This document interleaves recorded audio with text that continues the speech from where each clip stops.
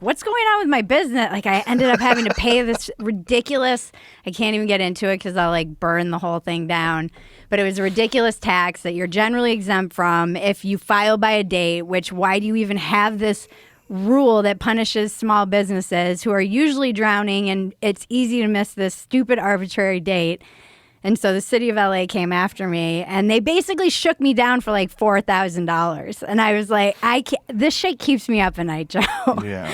I just can't Is it just an LA thing? It's a city of LA thing, yeah. They have their own business tax renewal. You have to get a license that you renew. Even if you make under $300,000 as like an artist, you're exempt from this, which I'm exempt from this. And so I'm like, why do I have to pay? So then it's penalties and fee. I can't tell you. I can't tell you how I will stare at my ceiling in bed just enraged. And it's as a business owner, I'm like, I've got it. The buck has to stop with me.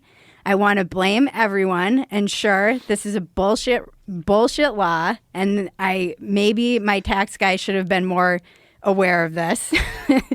And I love him, though. I'm not blaming him either. And it has to stop with me. And so this is one of those things that probably just fell through the cracks because I had a baby. And so the tax guy didn't know about it? He did, but so I'm not exactly sure why we thought we were filing for that exemption in time. And it might be because they were sending me, because before I incorporated, I was just self-employed. And so I had to file as a self-employed worker.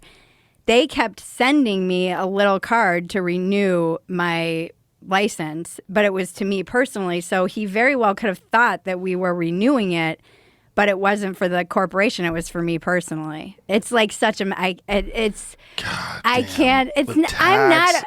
not a rich person. You know, that's like, and it's money that could go. I was saying to my husband, I'm like, I'd rather go give that $4,000 to like a homeless person under the frickin' highway than the city of LA, which is just going to set it on fire. The way they shake things down. It's so all the different taxes and regulations. It's a mafia. You don't realize how bad it is until you get away from it. It's legalized mafia, though. Well, my friend has been out bureaucracy. of California for 5 years, and they're coming after him for back taxes.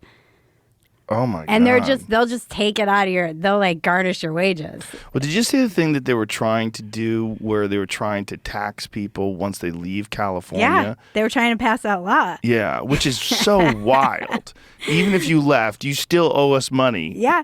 That you would have spent if you were here, but you're not here. No. But so what? We want the money.